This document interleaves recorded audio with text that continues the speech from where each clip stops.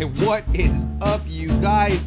Ladies and gentlemen, people everywhere of all ages, genders, and affiliations, welcome to the Warren Hayes Show. Guess what? I'm Mr. Warren Hayes. This is my show.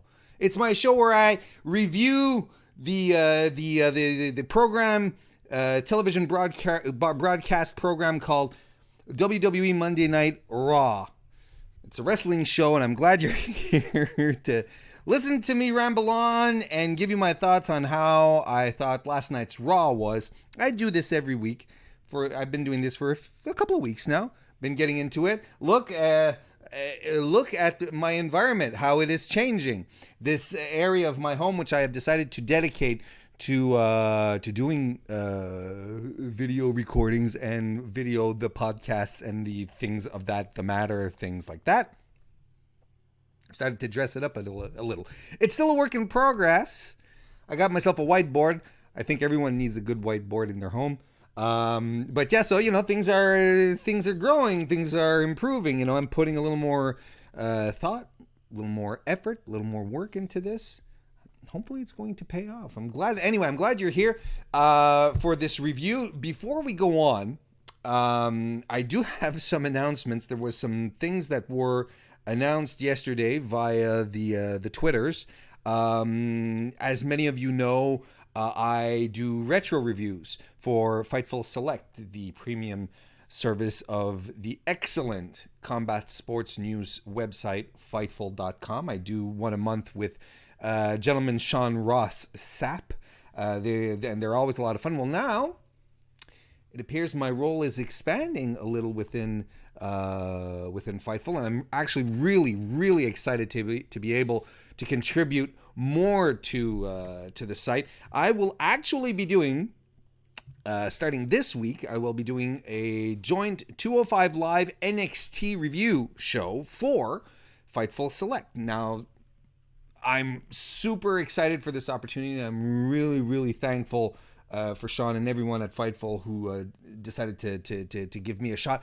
This is going to be great. I'm looking forward to doing that tremendously. Now, what that means is that my own review show, the live review show that I started recently on Wednesdays, will not be happening anymore. It will be available for you on FightfulSelect.com. Like I said, it's Fightful's premium service, but you get a whole bunch of extra content. Here's the thing. On Fightful.com, you have all your news. Everything is there. Nothing is gated, right? Nothing that has to do with news and events and happenings. It's all there. It's not behind a paywall. What you get is a whole bunch of extra content. It's not supplementary. It's not like, you have to pay for so many articles. That's not it. You get more content. You get the retro reviews. You're going to get my own show. You're going to get exclusive podcasts just for members. You get access to Raw and SmackDown scripts, which is really cool. You get a whole bunch of other extras like that. Go on, and by joining up, you're supporting one of the top. And I'm not just saying that because I do stuff for them, because if I didn't feel that what Sean and the crew do at Fightful, I wouldn't be associating myself with them. I'd stay away. By becoming a member of Fightful Select, you're giving your support, throwing your support behind one of the best combat sports news sites out there, because it talks about wrestling, but they also talk about MMA, boxing, a whole bunch of stuff. It's really fantastic, and you can become a member for as little as $1 a month. $5 unlocks a whole bunch of stuff. $5 a month. You know how much? $5 a month. That's if you decided to buy one latte a month, right? That's all it is. It's like you decide to buy one latte in the entire month. That's how much it costs. So go ahead, FightfulSelect.com. Go sign up. You're gonna get to see me. That's exciting. Seeing more of Warren Hayes, Mr. Warren Hayes. I think I'm gonna start calling myself Mr. Premium Warren Hayes. So basically, my programming week will now resemble this. I'll have my Raw review out on Tuesday. I'll have my SmackDown review out on the Wednesday. Wednesday evening, I will be doing the NXT and 205 Live review, and I'll be doing that live for FightfulSelect.com members. And then this week I'm going to be doing my Extreme Rules predictions. That'll probably be out on Thursday. Well, that'll be a lot of fun. And then on top of that, I will also be covering the G1 Climax for Fightful Select through videos. I'll be doing recap shows. That's how I'll be covering it. Like, I won't be actually doing like real coverage, like reporting. I'm not a reporter. I'm a guy who sits around and likes the sound of his own voice. But seriously, I will be doing weekly wrap-ups of the G1 again for FightfulSelect.com. Another reason for you to sign up. Why aren't you? Have you signed up yet? It's so easy.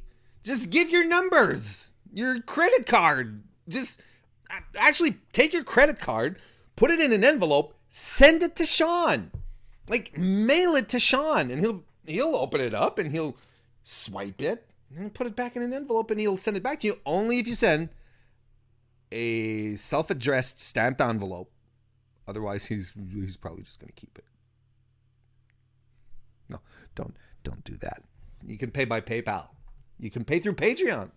It all works through Patreon, patreon.com. So if you have an account set up there and you're already supporting other great wrestling endeavors, podcasts, well, it's super easy to set it up for Fightful. So go ahead, go do that. And man, I'm going to be really busy over the past few weeks, but that's exciting. Yeah, I'm super excited to be joining doing a weekly show for Fightful Select. That's really, really cool, and I'm really thankful for the opportunity. And I hope you guys sign up and join in.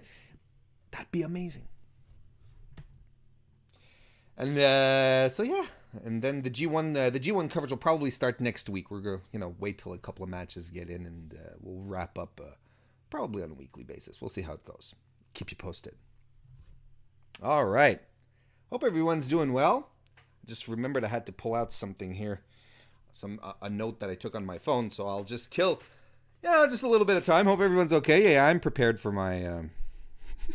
I'm super prepared. That's the thing. I just forgot this one little detail that I wanted to have here before we did. So because we're going to jump in. We're going to jump right into the crux of the matter. Enough talk about Fightful and Warren's schedule and all of that. Now, what we're doing now is we're talking about Monday Night Raw. And you know what? Spoiler alert. If you don't want to hang out till the very end to know what I thought this was a fine episode of Raw. Fine. It was fine. I felt that the good was good enough to outweigh the frustrations. It wasn't a perfect show, far from it. But the good stuff was good. It was good. But this was the, as we all remember, right? This is the meaningless episode of Raw. Right? According to Raw General Manager Kurt Angle, who had posted a tweet saying that, I'll actually put it up here on the video thing in post once, so that you can see what I'm talking about. Raw was not meaningless. He doesn't think Raw is meaningless. It's just this weekend, Dash Wilder, the Revival are still going full blast on how they beat Roman Reigns, how they pinned Roman Reigns, how they pinned Roman Reigns, and how they've been pinning him in house shows, and they beat him on Raw, and Dash keeps tweeting about this, and Dash tweets out to Kurt Angle and says, "Hey Kurt Angle, we've dominated the big dog 2 weeks in a row. Just keep that in mind." And Kurt, and I'll put it up here so that you can read along, Kurt responded with this: "So 2 meaningless tag matches against 2 athletes don't get along? This defines your tag team? Son, you got a lot to learn. I'm guessing you will." I get what he's doing, right? But he's the kayfabe GM of Raw, and his job is to get us excited and to prepare matches, book matches that will get us excited and will have repercussions or consequences. Like, we expect these matches to mean something. So he's straight out saying, whatever I booked you guys in the past couple of weeks, they were meaningless matches. And I know as fans, sometimes we get aggravated with WWE because we're like, we'd like these matches to actually mean something. We get matches that are, sometimes we get a bunch of matches that are throwaways, and we were most of us were already very apprehensive seeing the Revival in this position where they were being set up as vehicles to the Bobby Lashley, Roman Reigns. Why do I keep calling Roman Reigns Warren Hayes? They were being set up as vehicles for the Bobby Lashley, Roman Reigns feud. So we were already a little weary, as to whether or not the Revival were going to come out looking better out of this. I think they have ultimately. And that's what we were expecting. We're expecting the Revival to benefit from what happened here with Roman Reigns, because it's a big deal. Yes, it's a big deal. Roman Reigns, top guy of the company, helping put over two new guys. It's a big deal. And then Kurt goes and says 2 meaningless matches? No. That's not a good look. And I love Kurt Angle. As a performer, as a wrestler, as an athlete, he's put on some of the best, most important matches of the Double O's, the early 2000s. I think I think that can be argued. I'm not going to do it right now, but that's definitely something that can be talked about, that can be argued. But man, as a general manager, creative is doing him no favors and is just making him lose more and more credibility. This isn't the first transgression that he's made either. On that end. Remember when he said that Jason Jordan would be back in a couple of months? Anyway. The point is, and he's deleted the tweet obviously since then, but man, there's something not quite jiving, in creative over there when you have a guy like Kurt Angle calling matches meaningless. That's not good. Anyway. All right, so let's just go right ahead. July 9th edition of Raw, which I have called Raw is Drew. If you probably know why by now. All right, so the evening starts with a package reminding that runs down the Lashley Roman feud. Again with the 10 years ago, you were main eventing WrestleMania. Now you're not main eventing WrestleMania when you're third top of the card. I mean, it's good. You're in a marquee spot. It's a marquee match. Sure. But you didn't main event WrestleMania. And I don't care. It doesn't matter if WWE says there's 4 main events. No, there's no 4 main events. The main event is the last match.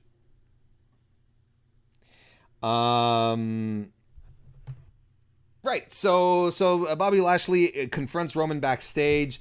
I'm more or less listening, and so is the audience, because they're chanting "Let's go Celtics," because the promo is taking place. You have both guys on either side of the camera, right here. There we go, just like that, and it's right in the middle where my face is. You have a great big Boston Celtics logo, so the audience is going, is chanting, "Let's go Celtics," so they're not paying attention. But basically, Bobby Lashley saying, "Look, dude, if you want to settle this, you just show some guts, go to the ring, and call me out." Roman's fine. Why didn't they just fight there? Why didn't they just start fighting there? Why do you have to? I don't know what Bobby was trying to prove by getting Roman to do that. So he's, Roman saunters to the ring, starts his promo, everyone boos him, and he references very obliquely that there were things happening this weekend, some big things happened this weekend, but I'm not going to address this right now. Obviously, talking about Brock Lesnar showing up in UFC and challenging Cormier, right? It's Cormier, right? His name. I'm not a big MMA guy, so this is all kind of. I think his name is Cormier. But yeah, so he says, but I'm not going to mention it. Why wouldn't you mention it? Why wouldn't WWE mention it? They talked about Ronda being inducted into the Hall of Fame, the UFC Hall of Fame, but they made no mention of their Universal Champion taking over a UFC segment at the very end. That's how the show ended, with Brock Lesnar cursing and shoving another guy around. I don't know why you wouldn't mention it. I don't even understand how it would fit story-wise. If they want people to feel resentful towards Brock's, towards Brock, not obviously caring about WWE, since they want him to be a heel, if they want him to feel resentful towards Brock, well, I think they should mention it. And it shouldn't be necessarily in a big news, everyone, our champion. It's more like, to everyone's surprise, Brock Lesnar, who we haven't seen for weeks, shows up at UFC. He has some explaining to do, something like that. That would actually help forward an angle and help establish Brock as a heel. But right now, Lesnar just got away scot-free. We're just not going to talk about it. And it doesn't make sense. The WWE, who is so attention hungry, media starved, has an insatiable appetite for this. I don't get it. I don't understand. It that doesn't drive me. But let's go back to what's going on in the ring. So basically that's it. Roman babbles, calls out Bobby Lashley, and guess what? Bob Lashley comes out and calls him Bob. I don't like you, Bob. You don't like me, Bob. Come fight me, Bob. So Bobby Lashley comes out, and guess what? They slug it out, and they start brawling, and Kurt Angle. That's it. They come to the ring, and obviously tensions are high. Kurt Angle and Baron Corbin come out, and Kurt Angle's like, whoa, save it for Sunday, guys. People are subscribing to the network to see you dudes fight. But, Bobby and Roman don't care about business, corporate affairs, and they just start wailing on each other, which causes both guys, which then Corbin and Kurt just start getting anyone who wants to come split them up out and into the ring, refs, officials, and the locker room. The locker room essentially spills out, Bobby Roode, Mojo, Titus Worldwide, Kurt Hawkins, Finn, the B Team, and then even as it goes on, the Ascension comes out, AOP, No Way Jose, Rhino, Slater, Zack Ryder. There's a whole bunch of people doing a pull-apart brawl. I'm split on this because I find that they're, when you do something just a little too much, the last pull-apart brawl, which was against Brock, is still kind of fresh in our memory, and it was done pretty much the same way. I like it when they do these things and there's a certain time that elapses between it. So, I'm like, oh, they're doing this again.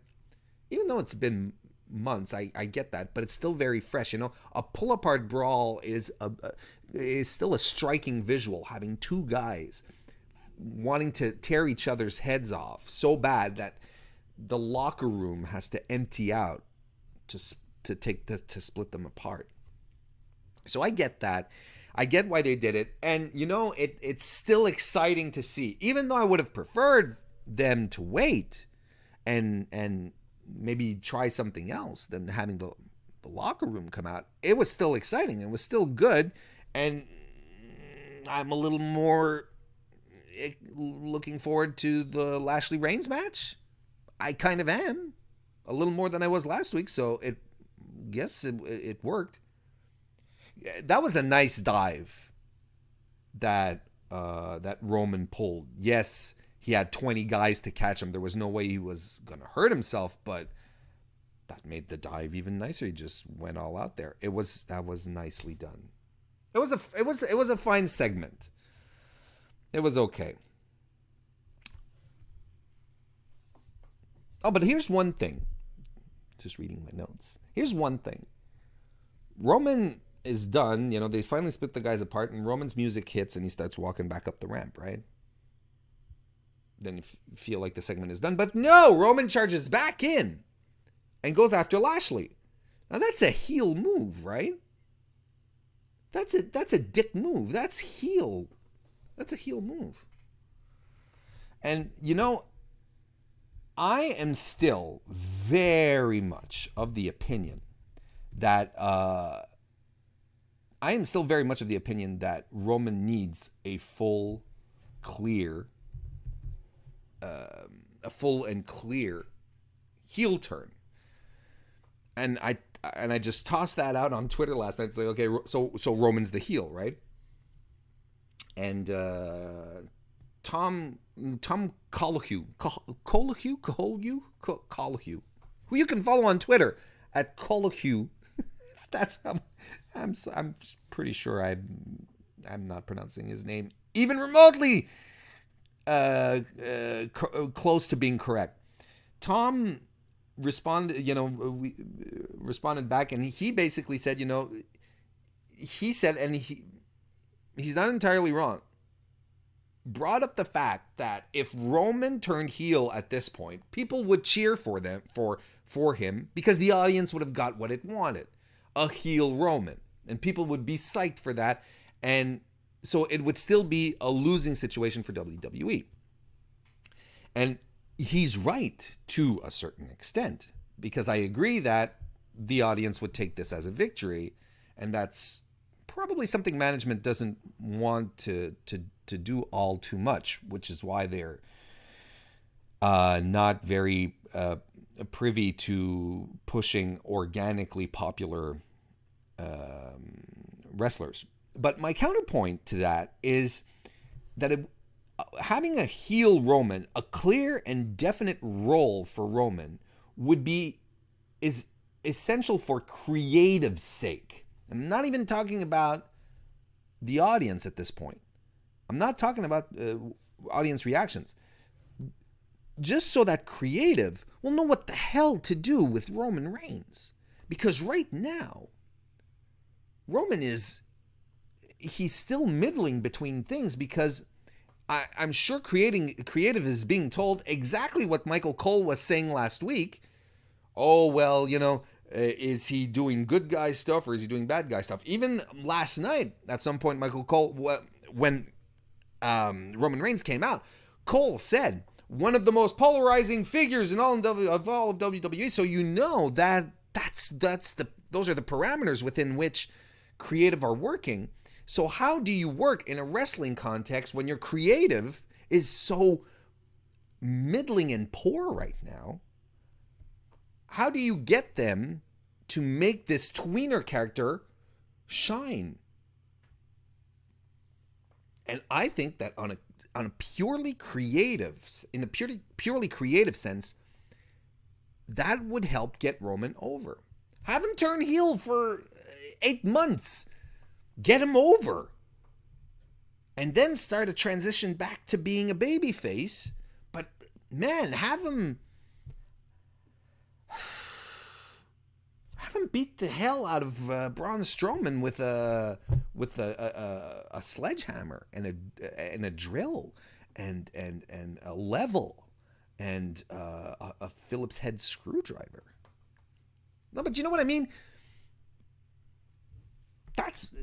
I get the point of it not being a victory. I get the point that the audience will cheer for him if he becomes a heel, and we're back to square one. But Roman Reigns' character needs real, legitimate direction, and he needs to have that line in the sand traced. It has to be either one side or the other. And the babyface stuff isn't working. So, all right. So now I'm done talking about that first segment. Alexa and Mickie James. It transitions to Alexa and Mickie James. We're watching the promo backstage and are comparing the mayhem and the brawl to the mayhem they're going to do in the ring after the commercial when they fight Nia Jax and Natalya. This was bad. It's just bad. That wasn't. After commercial, Alexa and Mickie come to the ring and apparently are physically unable to hold hands. They tried 2 or 3 times and it didn't work. Good effort though. Good try, girls. Nia and Natalya come out. They work on Mickie to begin with, who eventually tags Alexa in. Natalya hits her discus forearm on Alexa. Look, the way Alexa sells that discus forearm, man, it's like being hit on the side of the head with a brick. That's amazing. Later on, Mickie and Alexa are doing some double team offense. I like Mickie winds Alexa up to throw her on to Natalya, who's in the corner, but Alexa just stops short of splashing her in the corner, just literally puts the brakes on and just slaps the taste out of her mouth. That was a fun spot, which it works in Alexa's character too, which I thought was really cool. Natalya eventually gets the super hot tag to Nia. The crowd is hot. I mean, this Boston crowd, man, they endured quite a bit of nonsense, but they were hot, man. This was a crowd that was sold ahead of time. It was a great audience. Nia gorilla presses Mickie and drops her on her face. That was severe. And she wins with the leg drop of doom. And I'm going to start calling it that now. Nia does the leg drop of doom. She wins with the leg drop of doom on Mickie James. But Alexa has a kendo stick for some reason. Some guy left his martial arts gear under the ring. And she grabs the kendo stick and uses it on Nia. And she's on Natalya as well. But she just wails on Nia. Right, for their match at Extreme Rules, which is a no DQ. And she's wailing on her, and then at some point, Nia grabs the kendo stick, takes a swing at Alexa, who ducks, and Nia then snaps the kendo stick in half, which is perfect. That is what she had to do. Now, my question here is, you have 2 girls here who are mad at each other, they're wailing at each other with kendo sticks. Why aren't you sending these 2 to therapy? They're using weapons on each other. This is fine. Why is Bayley and Sasha not fine when they're just wailing on each other? They just want to beat the crap out of each other, not necessarily with weapons. What the hell? Let's get into this, okay? The segment is soon, but it's not right here. But I'm talking about it, and I'm getting riled up. Let's talk about it. I want to shout out to everyone who came back at me for calling me a hater 2 weeks ago when I posted on Twitter, when I said that I was not excited for the counseling angle. I want to shout out to everyone who responded back and said, "Why are you hating on the angle? It hasn't even happened yet." I wasn't hating on it. I wasn't excited.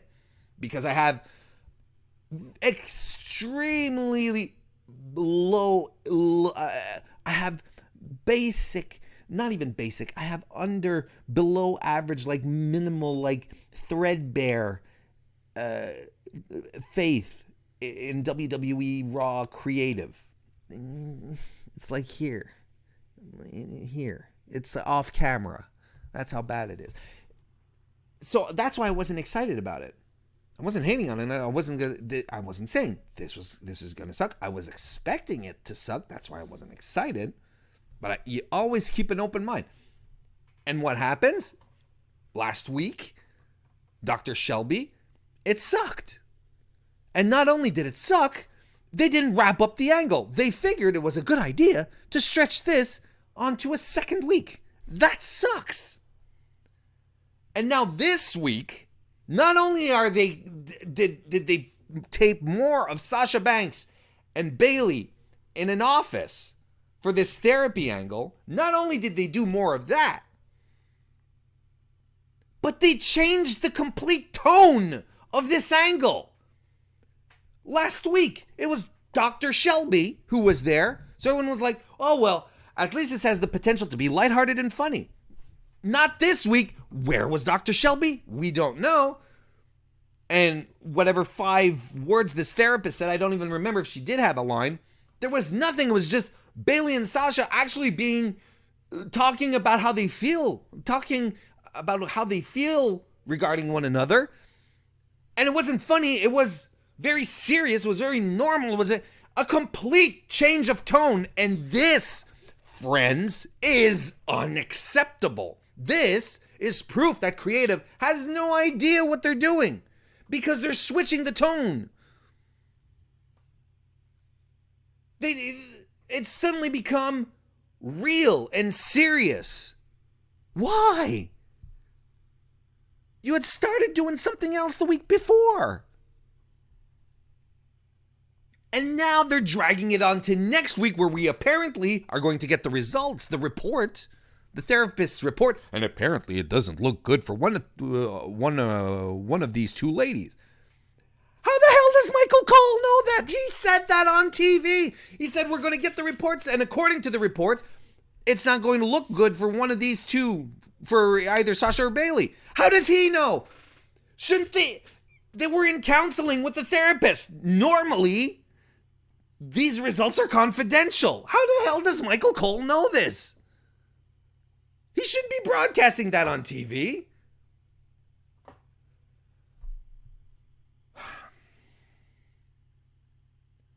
The tonal change is stupid. Comedy to drama. It makes no sense. Not that the angle actually made sense, but they're just digging a hole here. And calling it's WWE logic, that's doing yourself as a fan a disservice. And it's doing the WWE a disservice as well. Because then we're in a position where we don't expect more from them. And why shouldn't we expect more from them? Why should you, as someone who is watching a television program, just accept that this is fine? Oh, because reasons, because WWE, they can be better than this. And they should be better than this. Because they're hiring television writers. And this is another thing I don't quite grasp. We often see job postings in trade magazines, in TV trade magazines. They're looking for writers who have at least 5 years experience writing for television, having experience in writers' rooms, right? So you'd assume at some point that the television writers who have 5 years experience should be able to sit down and actually plan stuff out and come up with good ideas. So why is this not happening? It's not even a question of, it's wrestlers booking wrestling shows, or it's the old guard from this territory, or you can't even blame that. They have television writers coming in to do it. So why is this happening?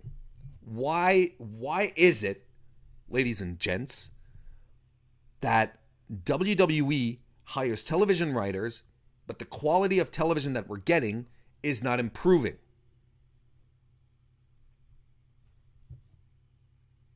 Why is it that they seem unable to handle any kind of long-term or even medium-term planning? Or even short-term in this case, in the case of Bayley and Sasha, where 1 week they have comedy spots, the following week it's suddenly dramatic and important. And the tonal shift is so important. It's as if you're watching Game of Thrones, and then suddenly one week everyone's pulling one-liners on each other and it feels like a vaudeville show. Then you're like, what is this shit? What am I watching?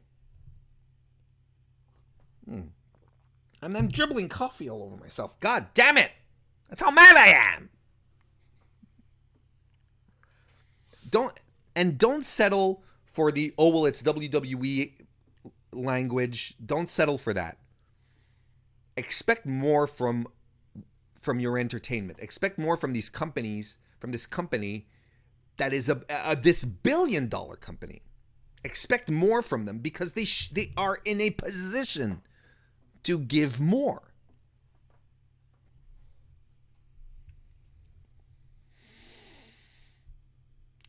We get a recap of Kevin Owens and Braun Strowman, their recent shenanigans. And then we cut to backstage where Kevin Owens walks into Kurt Angle's office, and he says he's going to sit down and occupy this office here because it's the safest place to be from Braun. Look, I have a medical waiver from a doctor saying that I'm not cleared to compete this week, so I'm just going to sit here. Look, I'm here. I'm going to sit here, and this is probably the best place to be. And as always, Kevin Owens makes the absolute best with the time that he's given. This guy is golden as far as character development, entertaining. He is top notch. We finally get that Mojo Rawley No Way Jose rematch that we've all been clamoring for, while we still wait for Andrade Cien Almas to fight Sin Cara on SmackDown. Look, it was a match of lariats and clotheslines and shoulder blocks. It was an exhibition of Mojo's abilities. He gets an Alabama Slam on Jose for the win, which is apparently his new finisher now. All right. Mojo does nothing for me, by the way. I appreciate his level of talent. That's fine. I'm okay with that. But as a package, as a character, as an athlete, it doesn't do it for me. And again, this week, this was weird. You remember, I think it was not last week or the week before, when he attacked the first cheeseburger guy, and he said, all this conga line stuff is stupid. I used to be hype, but I'm not hype anymore. Now I'm focused. And yet he comes out like, if you're focused, like, to me, a guy who's focused, a wrestler that I say this guy is focused, that's Samoa Joe. Samoa Joe comes out at the start of his match, and his eyes are deadlocked in front of him. He is impassive. He looks threatening. You can see it in his eye. He has his eyes on the prize. That's it. He's just going to go for it. When Mojo says he's focused, and then he comes out and he's still doing his hype thing where he runs from one end to the stage to the other, and he starts jumping up and doing his calisthenics, and that still looks kind of hype to me. Comes off as a little hype, Mojo. I wouldn't call that focus. I think you need to focus a little more. That's not doing it for me.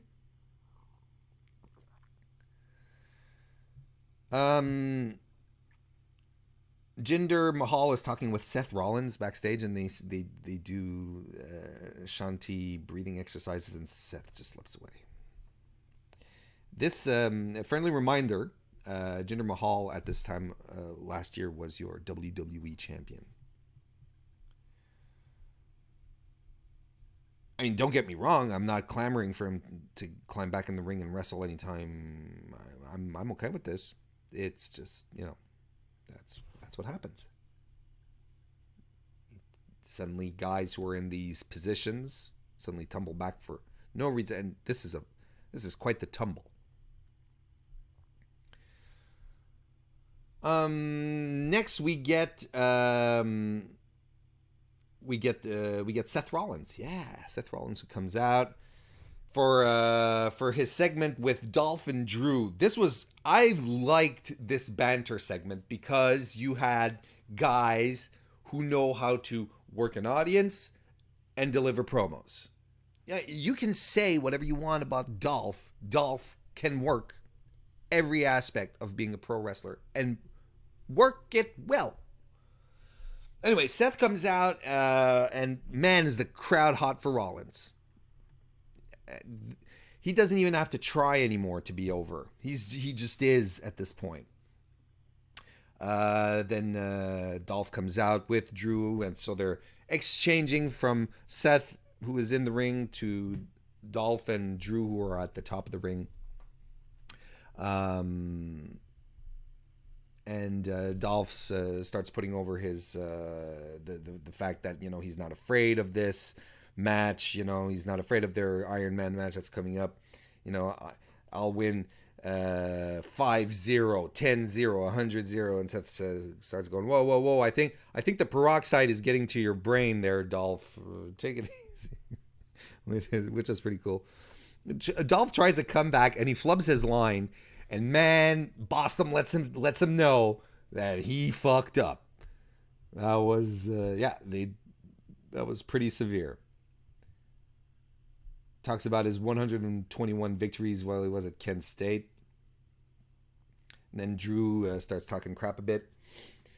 And then Seth, and this is what I like about the Seth Rollins character. He's this baby face, but he still maintains that little heel edge, where he starts talking to Drew and saying, because Drew says, my path here is clear. You know where I'm going, and Seth says, yeah, I know where you're going, Drew. You're going to wherever Dolph is going to tell you to go. Why are you taking orders from this pipsqueak? And I like that because it's such a heel move to so descend within a relationship like that. And yet it's Seth Rollins. And Seth is not above doing this kind of crap to win a match or to get into someone's head. Like he's used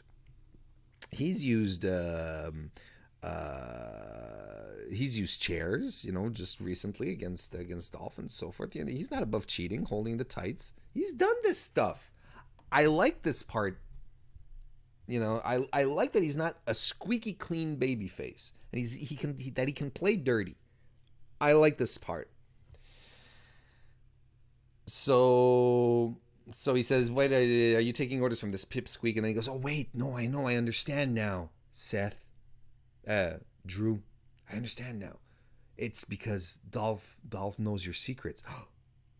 Hopefully, there isn't any pictures, and." This had to be. It had to absolutely be. It had to be a reference to those pictures of Seth Rollins that were leaked on the internet a couple of years ago. It had to be. Him talking knowingly, This is, wait, I understand. I hope there aren't any pictures. I know that, it can get lonely in Scotland sometimes, and, you get lonely and there's lots of sheep around.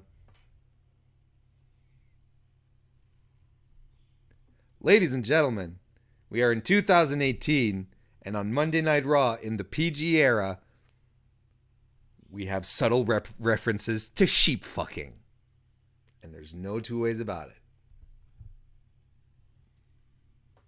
Imagine if we had been in the Attitude Era, man, how they would have bludgeoned this one to death with sheep sex. I thought this was pretty... See, I like this about the Seth Rollins character. He's just edgy enough, plays dirty. He's not squeaky clean. He's not your white meat babyface. He's not Johnny Gargano. He's Seth freaking Rollins. And so Drew is pissed when he says this. And then, fight me tonight. Come and fight me tonight, Drew, because I'm a bad man. I thought, honestly, and Drew hits the ring, but Seth dodges and he walks back up and he's having a good time. Dolph and Drew are pissed. This was a fun banter segment. I didn't know who wrote this. I know who produced it. It was Tyson Kidd, who produced the match as well. Man, this was really fun, and this is what we need more of. But you could tell that Dolph and Seth were very comfortable with the material, and used it in their own voice, right? In their own cadence and whatever. It didn't feel like they were delivering lines. It just felt really, really natural and flowing. I like this. This is what I want more of in my Raw. And this is what I'm telling you about. You know, when you don't have to settle for WWE providing you with garbage, don't settle for it, especially when they are capable of pulling out great stuff like this. And it shouldn't just be for the top guys, for the guys who are over, or the girls. It should be for everyone. The B team are next. They come to the ring. They do the impersonations. And this, you know, it was funny the first week. It was cute the second week. And then WWE started to drive this one into the ground. I did like the fact that when they were backstage, when Curtis Axel was backstage putting on his wig, and Bo came around, he didn't recognize Bo. You know, like Curtis is this beautiful doofus. Anyway, back from the commentary, they're in the ring. They do the impersonation stuff. We'll devour your soul. I mean, the lines are okay. I just didn't want... Bo says, as Bray Wyatt, we'll devour their souls with a side of rice and beans. And that made me smile. I thought it was okay. Then Hardy and Bray do a Titantron promo. They say, we're here. And of course, then everything goes dark. Lights come back up. Hardy and Wyatt are in the ring. They've teleported thanks to magics. And the match starts then. Matt Hardy versus Bo Dallas. And man, Bo took a hell of a beating. Like, he really took a smacking. Bo, and it started off really soon, and Bo sold Matt's offense like he was being trounced by Andre the Giant. The turnbuckle shots, you know, the when Matt does the multiple headshots on the turnbuckles, man, they were particularly harsh. Hardy does a nice quick suplex to Bo on the outside. Matt beat the tar out of Bo the entire match, really.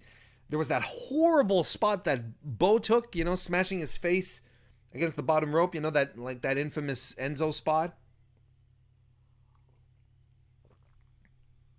That made me cringe a bit, but apparently he looked okay. Bo made Matt's offense look like $1 million for real.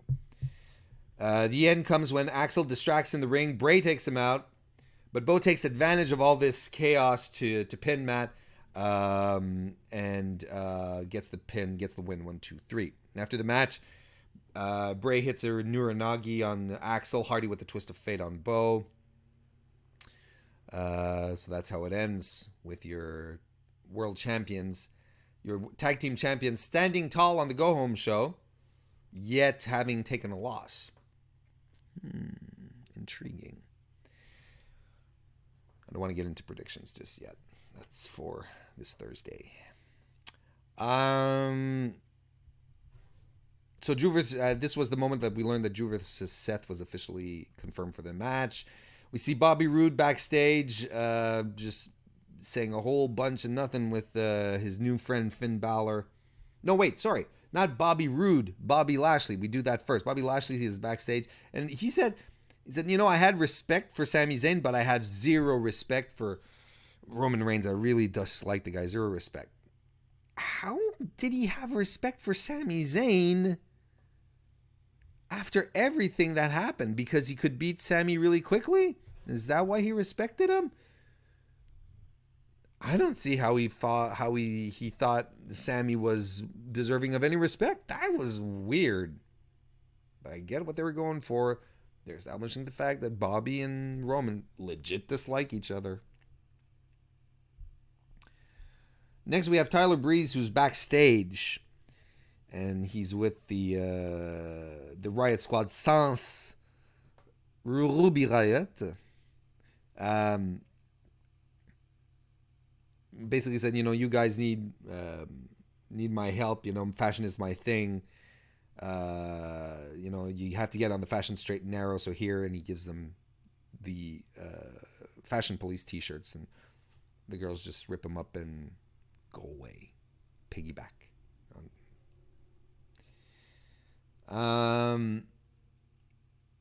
Yeah, and people have been talking a lot about this, and I am also of the opinion that, okay, Fandango's not around anymore.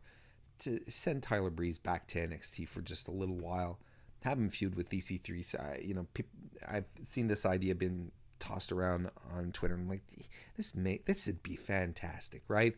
The NXT faithful would freak out to see Tyler Breeze back and have Tyler Breeze put on Tyler Breeze matches, and especially against the EC3, who we could elevate. You basically you send Tyler Breeze in there to help raise EC3, but in the process have such a good time. Now that Fandango's out, why not? I'd be all for it.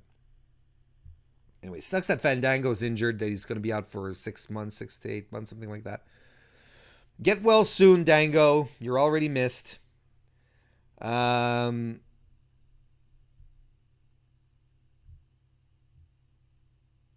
Yeah, so Alexa is on screen right now, and she's bragging about beating up Nia Jax with a kendo stick, and I this is the note I took. But Bayley and Sasha better get along, or else they lose their jobs. None of this makes sense. So, Liz versus Ember is our next match, and I'm okay with this. I think it was last week that Liv. Why am I calling her Liz? Liv Morgan and Ember Moon had a match, and it actually clicked really well. I don't think it was as good as that match, but it was still super. It was a fun match. They do tests of strength to begin with, and it's a bit of a stalemate. We quickly go to commercial, though. Back from commercial, Liv hits a tornado DDT on Ember Moon. We get some rest holds, and and there was quite a bit of rest holds here, and I don't know if it was a question of just bad timing on whoever was involved here, but coming back from commercial into rest holds is not a good look, and it doesn't benefit the wrestlers at all. It just drags the whole thing down. I know they usually do rest holds or some stalling during commercials, and that's fine. But when you come back and yes, there was the tornado DDT, but then we moved right into the rest holds. That's not a good look. Liv does the Matrix duck, and drags Ember down hard with a hair pull. Drags her all the way down. Ember hits some head scissors onto Liv, right into the turnbuckle. Fall-away slam by Ember. Logan jumps up on the apron. Ember knocks her off with a forearm. Ember wins the match with a roll-up into a bridge, which was really smooth, really nicely done. I like that. That was a nice way to finish. Didn't get an eclipse, but not every match needs to end with an eclipse, and that actually helps establish Ember's character that, she can beat you anyway. She doesn't need to hit her finisher. Fun match. It was a fun match, and Liv is improving. Ember continues to outshine the entire women's division since her call-up. Let's just keep this momentum going. It's going well. This is where we get that Finn promo where Bobby Roode comes over and they start talking about each other. They will be victorious, and it's a whole lot. It's basically a whole lot of nothing. And we get then we come back from commercial. We have we see Kevin Owens, who's spraying air freshener, sitting down and spraying air freshener. And he says it stinks in here. The air circulation is terrible. And Kurt Angle says, "Well, it wasn't smelling like this before you got in." And then he has then Dolph and Drew come into the office, and Kurt says, "I'm adding a stip to your match against Seth Rollins tonight. If Seth beats you, Drew, tonight, then you are banned from ringside at the Iron Man match this week." And I like this part because both Dolph and KO go, "What? That's unfair." And they both start like boosting each other. Yeah, it's unfair, right? And KO's like, "Yeah, he's been doing this for months. Since I've come here, he's been doing all these terrible decisions." And I thought that was a nice moment. I mean, this is the kind of thing that you pay Kevin Owens for. But Drew says, basically says, Kurt, you can add the stip because Seth isn't overcoming this mountain. Something like that. Elias is in the ring. Bobby and Finn, he sings a song. He says, Bobby and Finn, I'm the man you can't beat. You both have the personality of a toilet seat. He also said that he's actually working on his first studio album. I don't remember hearing about that. I don't know if that's legit or if it's a work to explain why there wasn't any performance last week. I don't know. I'm sure you all heard that he's been sponsored by Gibson. Is it Gibson? Yeah. Or is it Fender? I can't remember. But yeah, Elias has a guitar sponsorship now. He's not even a musician. I think that's cool. And good for him. Good for him if he's getting sponsored like that. Then Corbin comes into the ring and he requests a lullaby, and there's this extremely cringeworthy, but not cringeworthy for the right reasons. Cringeworthy for all the bad reasons, where Corbin sings Itsy Bitsy Balor. And I mean, it's not even due to the fact that Corbin can't sing and that he's emphasizing the fact that he can't sing. It's, this is the part of WWE creative that I think is stupid. Is this really all you could come up with? Is this really the best that you could come up for us as fans to watch? Like, I don't even think kids were entertained by this. Who was this segment for? I don't understand. So the match, so Bobby Roode and Finn finally get to the ring, and the match finally starts. We again go quickly to a commercial. When we come back, Corbin is beating up Bobby Roode. Roode hits a nice drop toe hold on Elias, and Elias gets a jumping knee to the face. He tags Corbin back in to some rest holds. I'm never a big fan of that, but they weren't very long. So this goes on for a bit. Bobby Roode is your babyface in peril, but Finn gets the hot tag, takes out Elias, knocks out Corbin. Finn runs to the ropes to go to do a dive. Corbin catches his leg. Finn turns around to confront Corbin, who's on the outside, and Elias just runs in and shoves him directly into the ropes. He bounces viciously off of him. And Corbin just works on Finn. He's your babyface in peril, but like massively in peril. The audience is super hot for the tag to Bobby Roode. Corbin catches Roode off the top with a chokeslam backbreaker at some point. Bobby Roode hits his blockbuster from the second rope on Elias, but only gets two. The end comes around when Finn baits Corbin out of the ring. They start screaming at each other. Balor goes for the coup de grace, but Baron crotches Finn on the top rope. Roode slams Corbin into the post. Spine buster on Elias, but Corbin comes in from behind, hits the end of days on Bobby Roode. 1, 2, 3.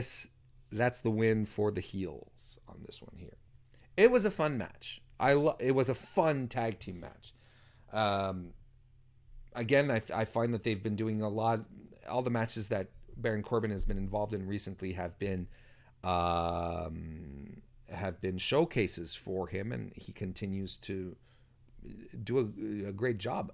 You feel that there's a real fire to what he's doing, which wasn't really the case when he was on SmackDown during towards the end of his tenure. Well, even after once he got punished by John Cena in the ring, from that point on, he felt disinterested. But you see a bit of a direction here. I feel like he's really clamping onto it, and it's paying dividends for him anyway, and that I'm glad for. I'm glad. We're backstage again. Kevin Owens is with Kurt Angle. He's eating sandwiches, and he offers Kurt the last bite. But then all of a sudden, no, Braun appears. So Kevin is terrified. And this is basically to announce that there will be a stip to their match at Extreme Rules, that they're going to have a match at Extreme Rules to begin with.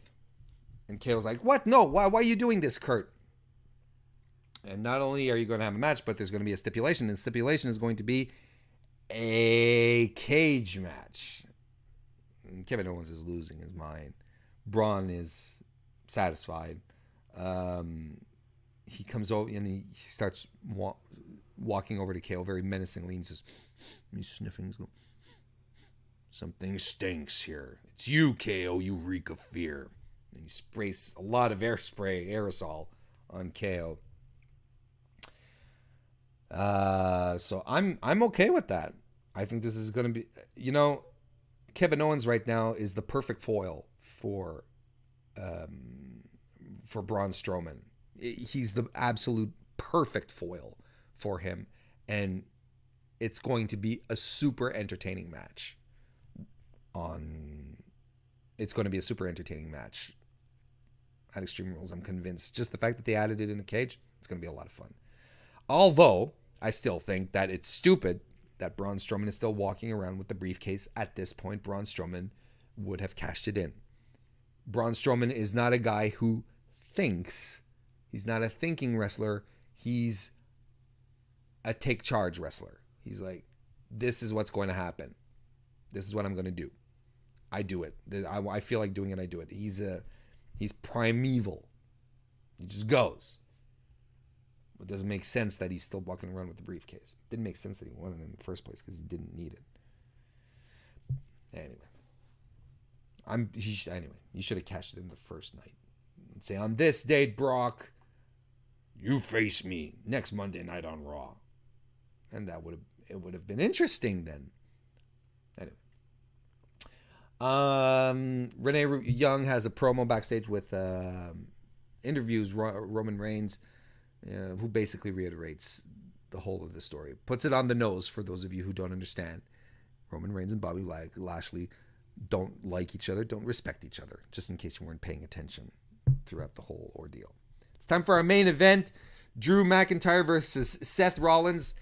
Folks, Drew McIntyre is officially my man crush. I don't hide the mark in me. I don't consider myself to be an expert on the business. I'm a guy who likes wrestling. I like wrestling for a whole bunch of reasons. And I'm entitled as a wrestling fan to have my mark out moments. And whenever I see Drew McIntyre, I quiver a little inside.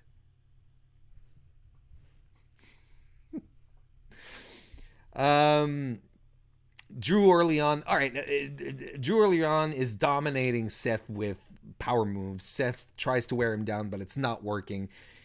Seth tries to go for a takedown, but Drew blocks it. Seth does his best to battle back with some chops. Drew picks him up from a prone position right into a suplex. That was awesome. McIntyre blocked a headlock takeover by picking Rollins up in a deadlift and just throwing him. And then Drew goes crazy on the chops as well. He does some stretches. Seth eventually gets Drew to the outside, goes for a dive, but Drew just catches him. Just eats the dive, no problem, buddy. Just takes it, no-sells it, tilt-a-whirl slam right on the apron. And as you know, the apron right there is the hardest part of the ring. Huge overhead slam by Drew as well on the inside.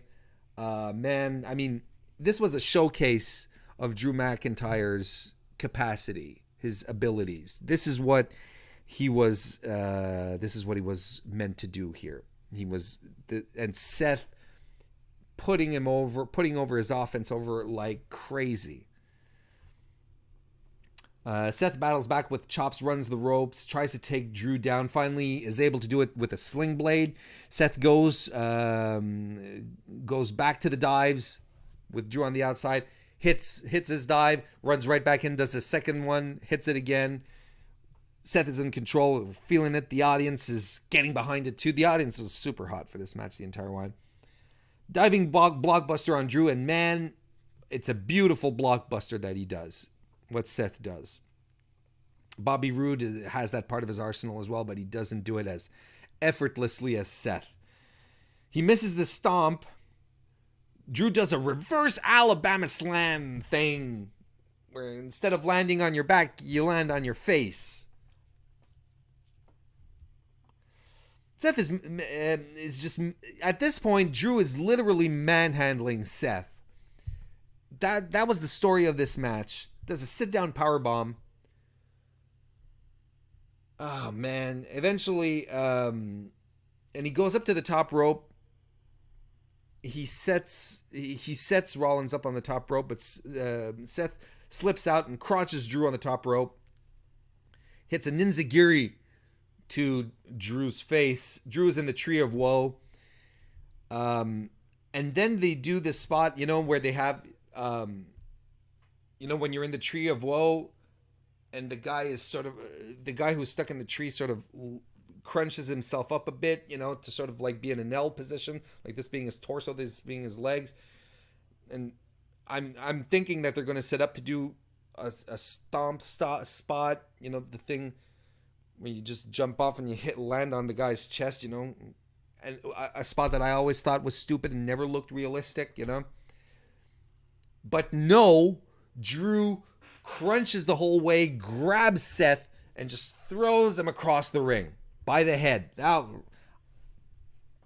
Cheers. That was cool. Drew runs into some super kicks, though. Falcon Arrow is hit. Drew then fireman carries Seth to the top rope. He has him in a fireman's carry, and he's climbing up the top rope. But Seth is able to wiggle out of it and turn it into a buckle bomb. Buckle bombs Drew. And that's pretty impressive in and about itself, because Drew is a big dude. He kicks Drew. Seth does a crossbody on Drew from the top rope. Ziggler tries to interfere. He stomps Ziggler, who just passes completely out. But Drew takes advantage of the distraction for a Claymore and gets the 3 count on Seth Rollins. And the last visual we have is of Drew McIntyre carrying Dolph on his shoulders away. I don't know if that's a metaphor or not. If it's not a metaphor, but an analogy. Is it an analogy? Not a metaphor. If it's literal or not, it's a metaphor, right? He's carrying Dolph away. And listen to me, friends, well-wishers. Drew McIntyre just pinned Raw's top guy, Raw's real top guy.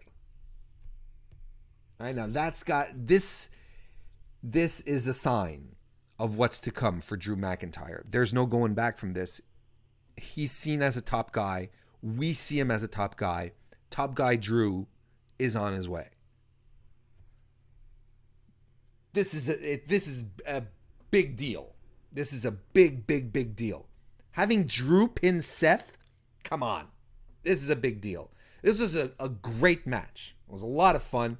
It was a showcase for Drew McIntyre to show us why we should consider him seriously as a top guy. Put him in a match where he could flex that muscle, and at the same time, be with a guy who can sell him as a threat, as a huge, monstrous threat. Good on Seth. Seth did an incredible job at this one. It was a fine episode of Raw. It was a great main event. Like I said at first, the good was good enough to balance out what was frustrating. I wouldn't say it was a great show, but it was better than last week. That's for damn sure. Props to Rollins, to McIntyre, Ziggler, Ember Moon, Liv Morgan, Elias, Corbin, Rude, Finn. They were the MVPs as far as in-ring action goes. That was a lot of fun. So there you go, folks. That is my Raw review. What do you think? What did you think? Did you enjoy it? Did you hate it? Did you like it more than I do? Do you have a crush on Drew McIntyre like I do? Let me know. You can chat me up in the comments of the YouTube channel here. But what you can also do is head on Twitter. You can find me there at Mr. Warren Hayes. Right there. Mr. Warren Hayes on Twitter. I'm there quite a bit, and I enjoy interacting with people. It's a lot of fun. I enjoyed it a great deal, so please do that. If you're finding this video on YouTube, hey, you know what? Why don't you just go ahead and subscribe? Like, press that little subscribe button, and you'll get all sorts of new content directly from moi. You know, that you'll be able to watch at your leisure. You can do that. It's amazing. And I don't have a fancy vanity URL yet because I need 100 subscribers first to do that. So, hey, why don't you help me get a fancy URL? It could be a fantasy URL. I could call it, Unicorn Elf Glitter. That could be the name of my channel. But it could be that. It could be something else. The only way we'll know is if we get to 100 subscribers, so that I can do that. So go ahead, do that. Like it, share, all that good stuff. You know how to make it happen, folks, but it helps out a great deal, and it means the world to me as well. Thank you. But you know what else means the world to me? That you stuck around to the very end of this review, and that, my friends, is something that I thank you very profoundly for. Thank you. Thank you very much for sticking here to the very end. Hope you enjoyed it, and I'll see you next time.